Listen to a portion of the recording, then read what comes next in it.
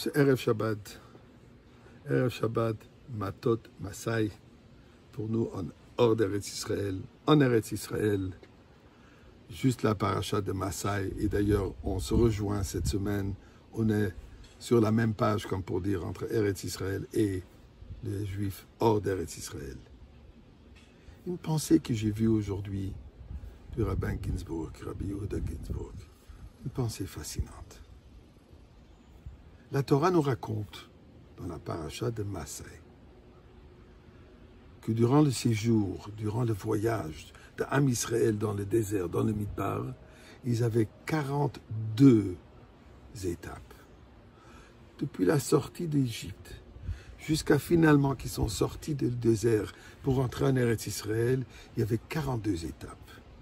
Pourquoi la Torah nous raconte ce détail, les 42 étapes?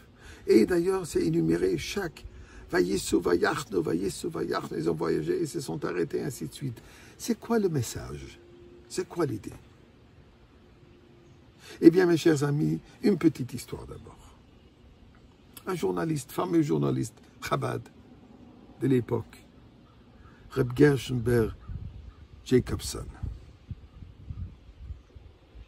journaliste de renom mondial. Il a travaillé pour Le Monde, il a travaillé pour des grands journaux aux États-Unis, il a travaillé pour un des plus grands journaux des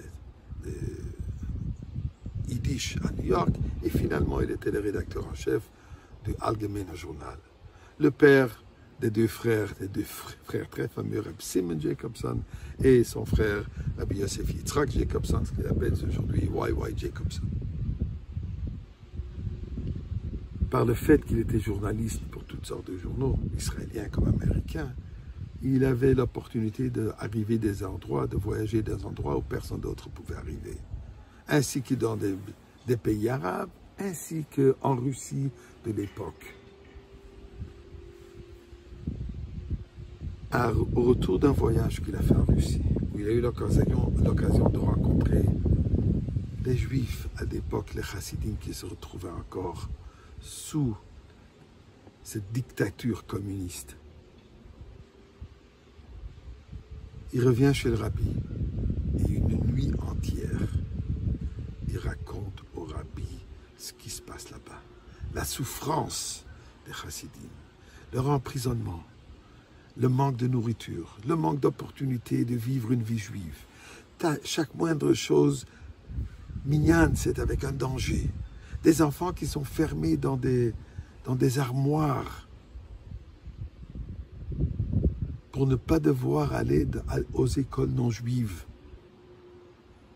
qui ne voient pas la lumière du jour, se trouvent dans des placards durant toute la journée, pendant des années.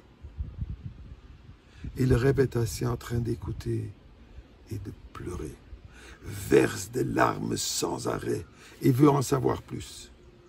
Pendant 4 à 5 heures. À un certain moment, au lever du jour, le Rebbe se lève de sa place, se rapproche de la fenêtre, ouvre le rideau, et tout à coup il s'exprime. Ah, en yiddish, un neuer Tag, une nouvelle journée. Là, Gershonberg a compris que le Rebbe l'annonce, il y a une nouvelle journée qui arrive. Et effectivement, une nouvelle journée s'est annoncée. Ce que nous voyons aujourd'hui, la transformation totale de ce qui était l'ancien USSR. Qu'est-ce que ça nous apprend?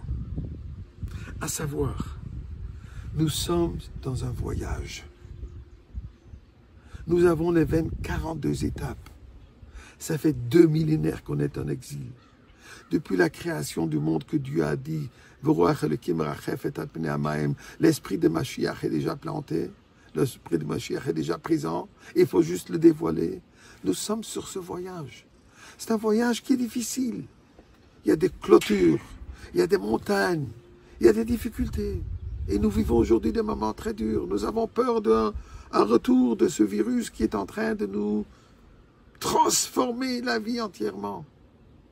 À savoir que cette transformation, c'est plus qu'un nouveau jour qui s'annonce.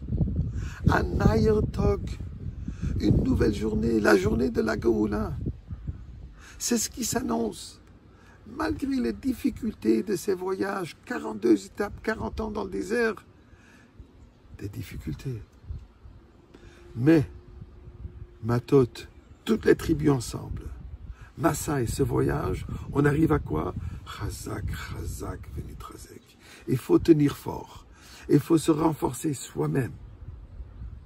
Il faut retrouver les forces intérieures que nous possédons, que ce moment de quarantaine nous amène à retrouver. Mais Venitrazek, donnons-nous la force un à l'autre. On prend force un de l'autre.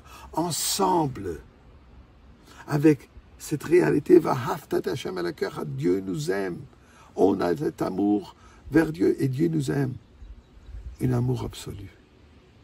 L'amour de Dieu, l'amour entre nous. Nitrazek.